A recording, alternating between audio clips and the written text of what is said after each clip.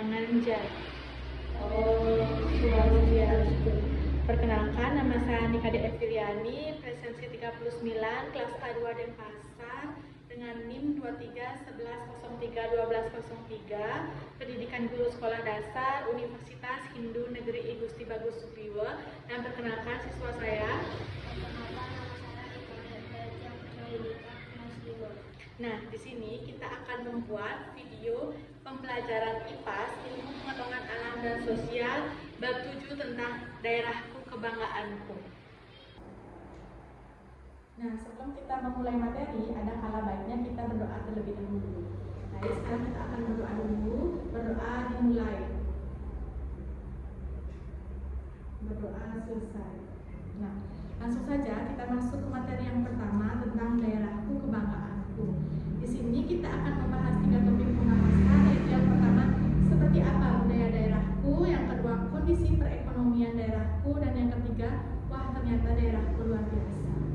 Nah, di mana Indonesia memiliki wilayah sangat luas, yaitu 7,81 juta kilometer persegi yang terbentang dari Sabang sampai Merauke.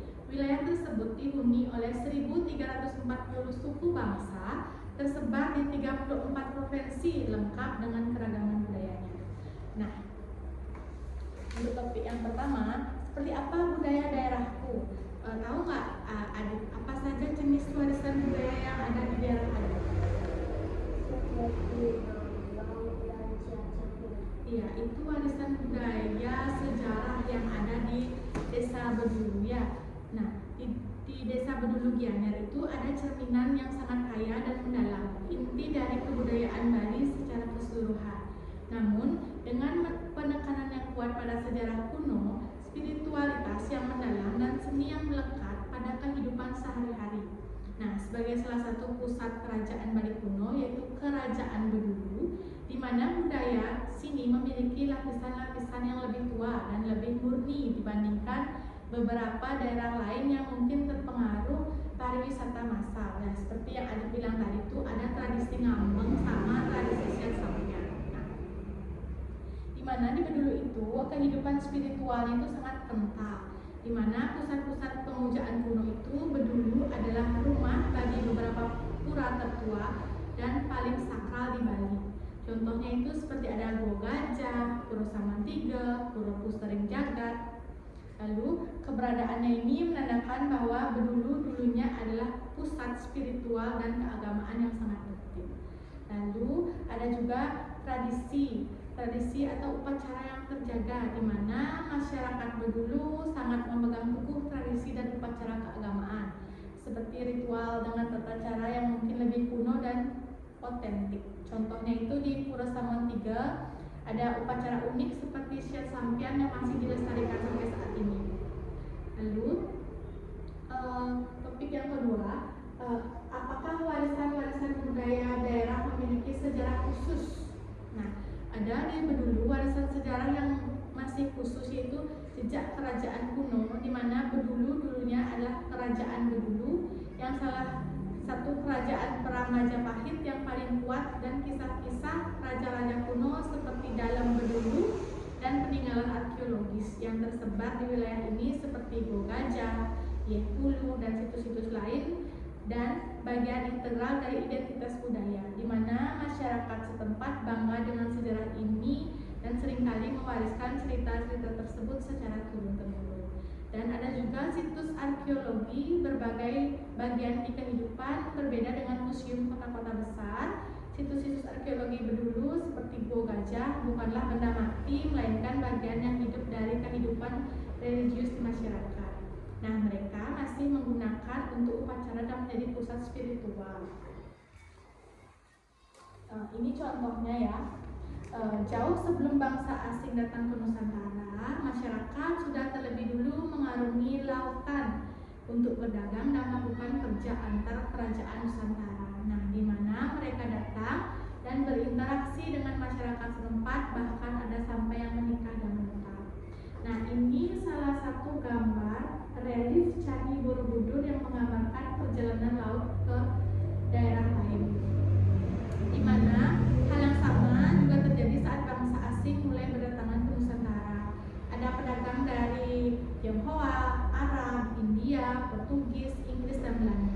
Mereka juga melakukan interaksi dengan masyarakat Nusantara. Mereka juga banyak yang tinggal dan menetap mempergunakan budaya yang mereka bawa dari negara asal.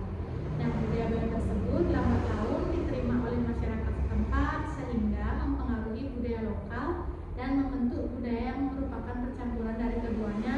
Proses percampuran dua budaya ini disebut akulturasi. Nah, sekarang akulturasi, adik tahu nggak apa itu akulturasi?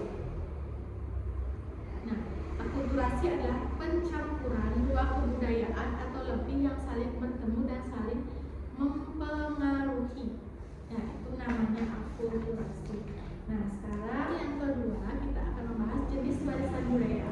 Sebelum kita masuk ke materi, Miss yang mau nanya, ada tahu nggak jenis warisan budaya apa saja yang ada? Jenis warisan budaya benda dan tak benda. Nah, betul sekali. Kalau jenis warisan budaya benda, contohnya apa? Pakaian, makanan, dan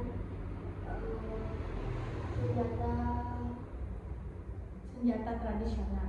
Nah, jenis warisan budaya itu memang ada dua, yaitu Indonesia memiliki keragaman warisan budaya. Ada dua warisan budaya, yaitu warisan budaya benda dan warisan budaya tak benda. Di mana warisan budaya benda adalah warisan budaya yang bisa kita lihat dan raba. Contohnya seperti yang dibilang tadi, itu ada bangunan, pakaian, senjata tradisional, alat musik, dan alat produksi. Lalu warisan budaya tak benda. Warisan budaya tak benda adalah warisan budaya yang kita tidak bisa raba, namun bisa kita lihat di sekitar. Contohnya apa? tarian dan musik. Ya, contohnya itu seperti tarian, musik, kebiasaan, keterampilan, bahasa dan adat istiadat. Nah, kalau di Bedulu tahu nggak apa saja jenis warisan budayanya? Kalau warisan budaya tak benda, tahu nggak ada apa aja? Ya, kalau di Bedulu itu ada warisan budaya tak benda itu seperti upacara dan keagamaan, di mana ada feodalan seperti feodalan Pura Samantiga memiliki jadwal feodalan atau puja wali tahunan yang biasanya setiap 210 hari atau 6 bulan Bali, di mana upacara ini melibatkan rangkaian ritual persembahan atau tarian sakral. Lalu selain odalan ada juga ngaben atau nggak kremasi. Pernah lihat orang kremasi ngaben? Ya, di mana biasanya orang ngaben? Iya, di makam atau di setro ya kalau bahasa Balinya. Nah, meskipun tidak setiap saat, upacara ngaben yang megah dan penuh makna sering dilakukan di Bedulu menjadi bagian penting dari siklus hidup dan kematian Hindu Bali. Lalu ada tradisi apa lagi sebelum dalam Pura Samantiga itu? Ya, tradisi ngambek. Kalau tradisi ngambek itu ngapain aja?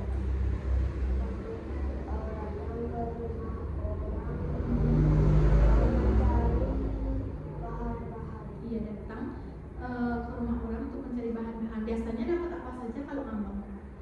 kelapa, Lagi? dan daun pisang. Nah, tradisi ngambek itu adalah tradisi unik yang ada di desa Bedulu, terutama menjelang feodalan Pura Samantiga. Nah, biasanya anak-anak berpakaian adat berkeliling desa mengumpulkan hasil bumi yang seperti yang bilang tadi itu. Ada kelapa, habis itu ada padi, jagung, buah-buahan yang digunakan untuk sesajen. Tradisi ini berangkat dari krisis letusan Gunung Batur pada tahun 1917, di mana warisan sakral yang mengajarkan kebersamaan dan dedikasi. Lalu selain tradisi ngambek ada tradisi apa lagi? Siat sampian. Ya, siat sampean. Tahu nggak kalau tradisi siat sampean itu ngapain aja? Biasanya kalau ada lihat yang orang siat sampean itu ngapain aja?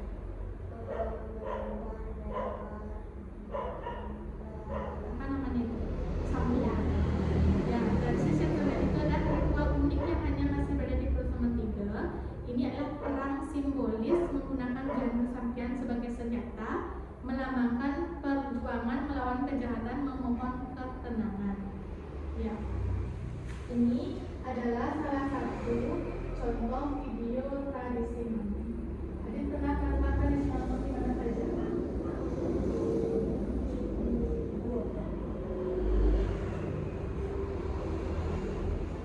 Ini adalah salah satu foto video tradisi ngambek.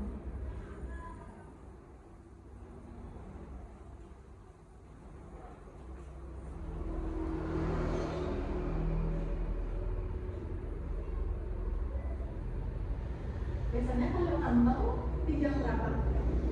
Jam 11 siang setelah pulang sekolah. Terus ngambangnya sampai jam berapa? Itu tadi salah satu video tradisi ngambang. Nah, selain tradisi ngambang ada namanya siang sampian ya, dan yang ini juga siang sampian.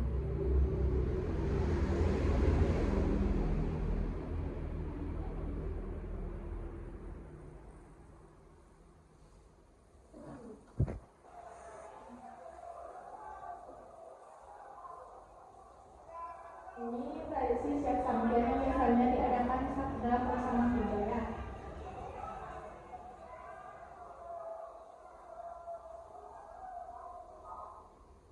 Itu tadi videonya. Nah, sekarang kita lanjut ke materi warisan budaya benda. Kalau tadi itu kan warisan budaya tak benda.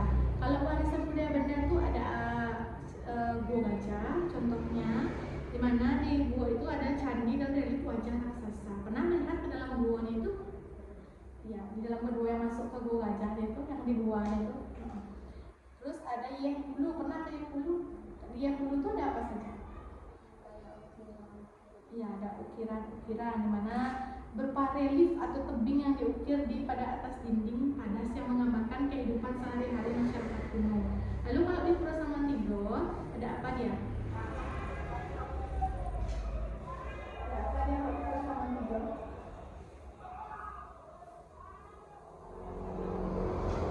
Ada apa saja dia di Pulau Samantigo?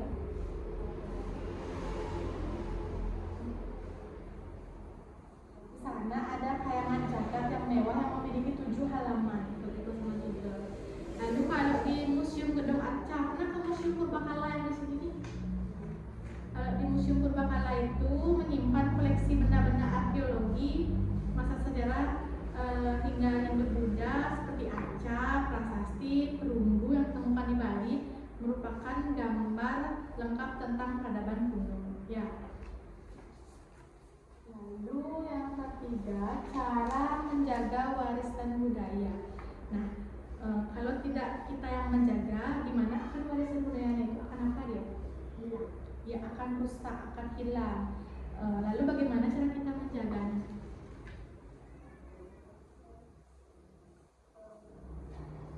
Dengan cara apa?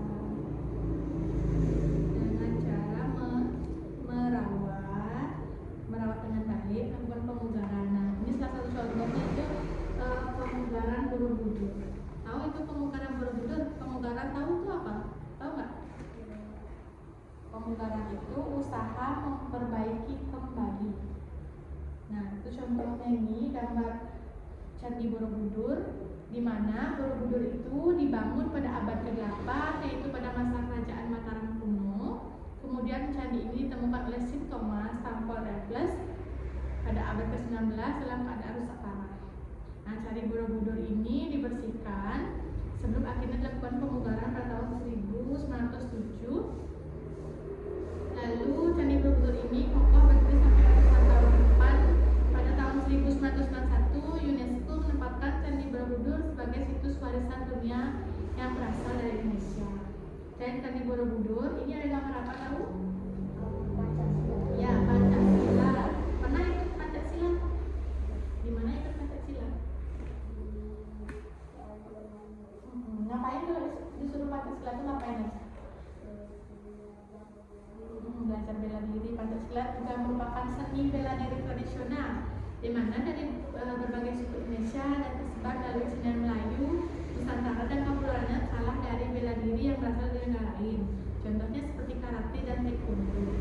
Di mana untuk mengatasi masalah dibuatlah upaya-upaya untuk kembali muncul Pancasila di masyarakat, seperti memasukkan Pancasila di pembelajaran di sekolah, mendirikan berbagai klub Pancasila, dan mengadakan lomba-lomba tingkat nasional maupun internasional. Lalu bahkan bela diri Pancasila muncul di beberapa film internasional, berbagai upaya untuk memperkenalkan kepada dunia, yaitu cara mengatasi warisan budaya. Nah, kalau cara mengatasi warisan budaya itu dulu, tahu bagaimana caranya? Di tempat tinggal kita bisa dengan pelestarian fisik, di mana melakukan pemeliharaan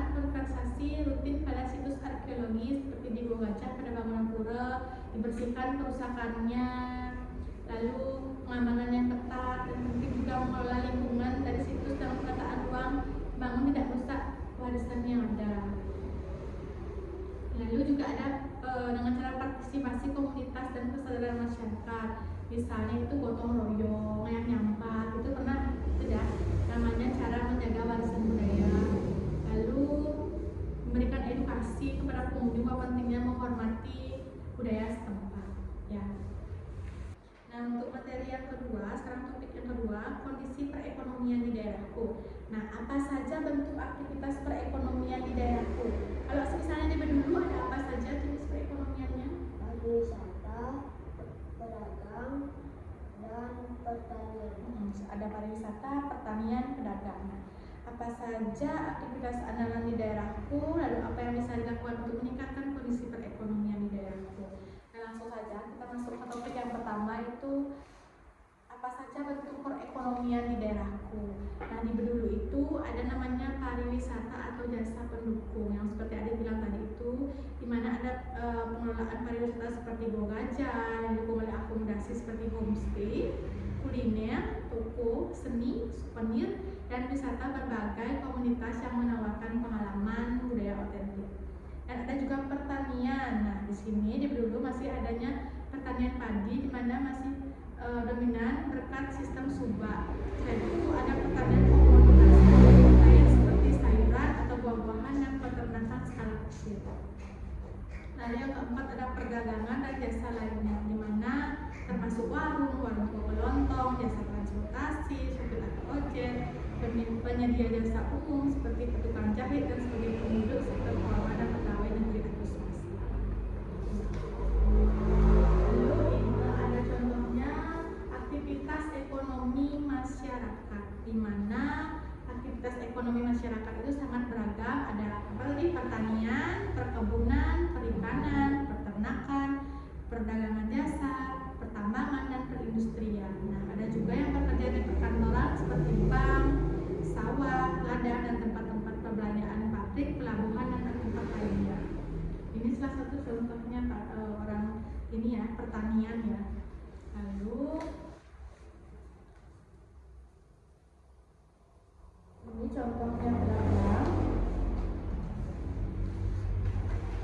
Ada SDA, sumber daya alam dan jenis aktivitas ekonomi, di mana kondisi geografis dan sumber daya memiliki suatu tempat yang akan berpengaruh kepada jenis aktivitas perekonomian masyarakatnya, di mana semakin banyak sumber daya dimiliki, maka semakin mudah pula pemenuhan kebutuhan masyarakatnya. Nah, jika kondisinya berlimpah, sumber daya tersebut akan didistribusikan ke tempat-tempat lain, dan sebaliknya jika di daerah setempat sumber daya yang diperlukan tidak tersedia atau sedikit, maka sumber daya tersebut akan didatangkan dari tempat lain.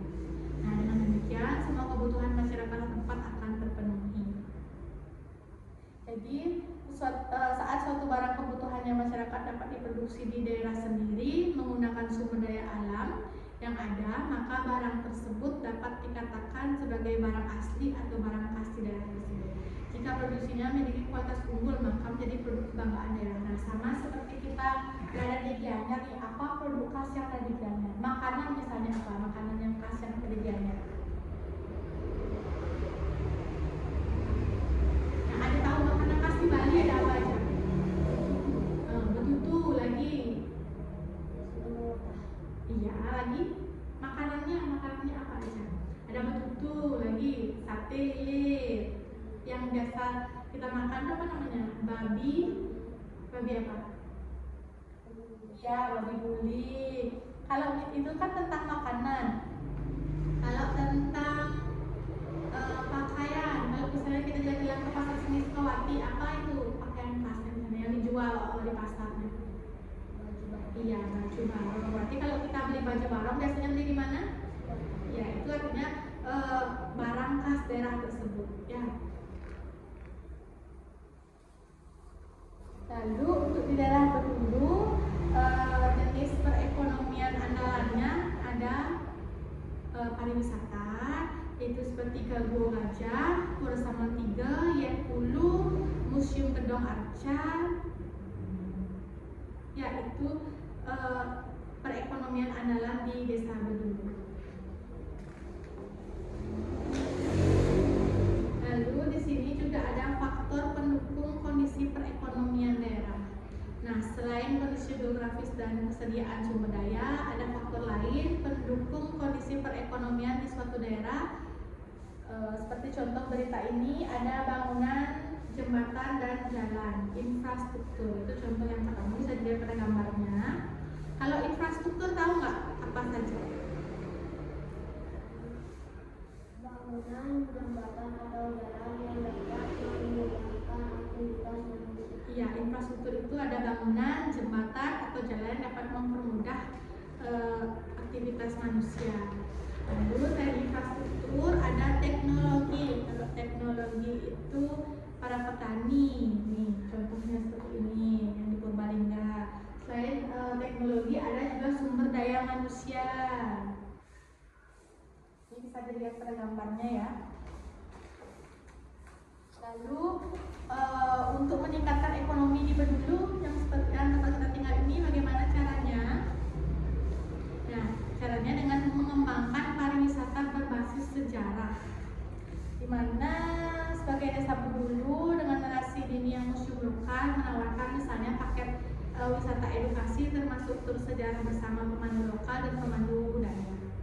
Lalu memberdayakan masyarakat dengan ekonomi lokal, di mana tingkatkan kualitas sumber daya manusia di bidang pariwisata melalui pelatihan berbahasa dan hospitality. Lalu juga mendukung UMKM produk lokal seperti khasnya di Bedulu, ada kuliner dengan inovasi yang akses pasar. Lalu melakukan promosi atau pemasaran efektif, di mana memanfaatkan media digital seperti website, media sosial dengan membuat konten yang kuat. Lalu menjalin kerjasama dengan agen perjalanan dan influencer pariwisata mempromosikan ekonomi budaya untuk menarik kunjungan. Ya. Sekarang ke topik yang ketiga, wah ternyata daerahku luar biasa. Nah, apa saja produk unggulan daerahku, mengapa produk tersebut menjadi unggulan, dan bagaimana cara memperkenalkan sebuah produk. Nah, Adit tahu nggak apa saja produk keunggulan di daerahku? Ada apa saja? Potensi lagi? Seni, Dan kerajinan. ya potensi seni kerajinan. Sekarang kita akan membahas dulu produk unggulan daerah. Nah, pernah nggak saat kita jalan-jalan, kita sering membeli oleh-oleh, biasanya oleh-oleh itu merupakan ciri khas daerah tersebut. Kemana Adit pernah jalan-jalan misalnya? Pernah nggak beli oleh ke Bedugul misalnya? Pernah nggak beli strawberry? Nah, itu merupakan oleh-oleh ciri khas daerah. Ya, khas Bedugul ciri khasnya itu strawberry. Lalu setiap produk unggulan memiliki kekhasan tersendiri, di mana yang kerap kali membuat kita selalu menghubungkan kata yang kita kunjungi dengan makanan atau barang yang menjadi ciri khasnya. Di daerah asalnya, produk tersebut sudah sangat terkenal, entah karena rasanya enak, barangnya unik dan sangat mencirikan kekhasan daerah ataupun tempatnya yang sangat bagus. Lalu produk unggulan di daerah Bedulu ada yang seperti tadi, ada situs sejarah arkeologi, pengalaman budaya spiritual yang otentik, lalu produk kerajinan tangan berbasis budaya, dan agrowisata seperti pertanian. Nah, kekayaan sejarah dan arkeologinya yang memberikan pengalaman mendalam tentang masa lalu Bali kuno dan tradisi yang otentik didukung oleh kesenian lokal dan landscape pedesaan yang menyenangkan.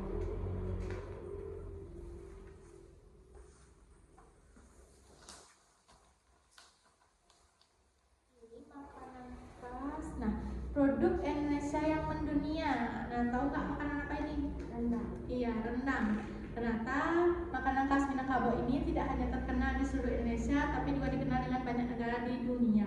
Contohnya itu rendang, di mana mulai dikenal melalui wisatawan mancanegara yang datang ke Minangkabau.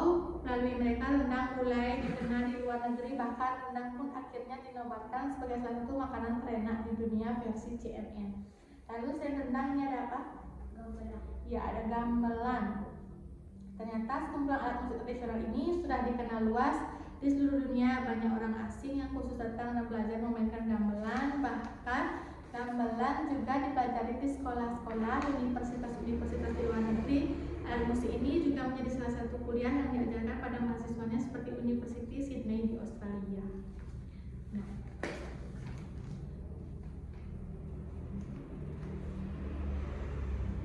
lalu bagaimana cara memperkenalkan keunggulan budaya yang ada di Bedulu? Dengan cara membangun cerita yang kuat, memanfaatkan pemasaran digital seperti yang Miss bilang tadi, seperti membuat konten yang berkualitas tinggi, video imeratif, kolaborasi dengan influencer, dan menjalin kemitraan strategis.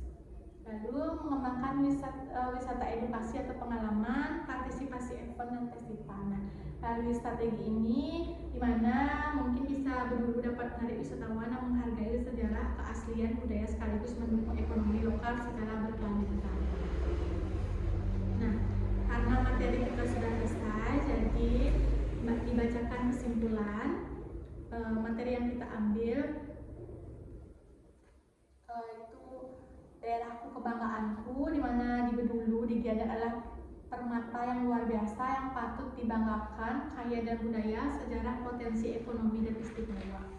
Lalu budaya yang hidup dan mendalam, di mana Bedulu adalah perpaduan unik antara Hindu, Dharma, dan kepercayaan kuno, tercermin dalam pura sakral, upacara adat yang aktif, budaya spiritual yang selalu melindungi Trihita Karana, dengan tradisi dan sistem subak sebagai ekspresi kearifan lokal. Nah, tradisi ini tidak ketat namun tetap terbuka. Lalu perekonomian berbasis potensi lokal, di mana ekonomi Bedulu ditopang oleh 3 pilar, yaitu pariwisata, industri kerajinan, dan pertanian. Nah, mengapa Bedulu luar biasa? Karena keunggulan Bedulu terletak pada nilai sejarah dan spiritual yang mendalam, keaslian budayanya, dan potensi edukasi pengalaman. Bedulu juga luar biasa karena berhasil melestarikan inti budayanya yang kaya akan spiritual sambil mengembangkan ekonomi melalui pariwisata otentik dan menjadikan permata harmonis dan patut dibanggakan. Nah, karena materi kita sudah semua selesai dan kesimpulan sudah dibacakan, jadi untuk evaluasi adik ini akan mendapatkan kuis. Nah, apa saja jenis warisan budaya? Jenis warisan benda dan bangunan. Nah, jenis warisan budaya benda itu contohnya apa saja? Pakaian, makanan, dan senjata tradisional. Iya, kalau misalnya warisan budaya tak benda ada apa saja? Tarian, bahasa, dan musik.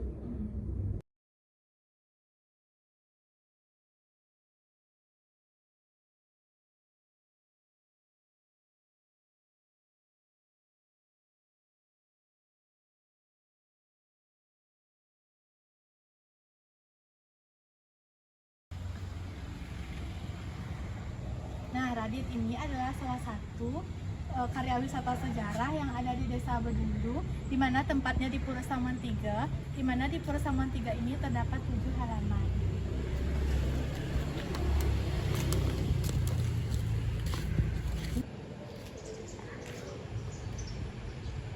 Nah, Radit ini salah satunya ada Pura Ratu Sedan Pengaksian.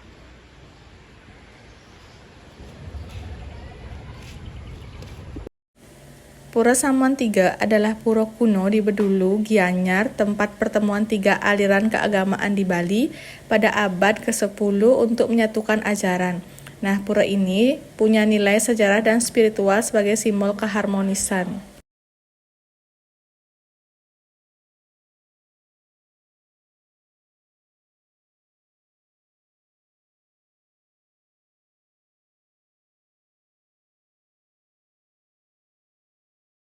Nah, sekian video karya wisata dari saya. Terima kasih. Bye-bye.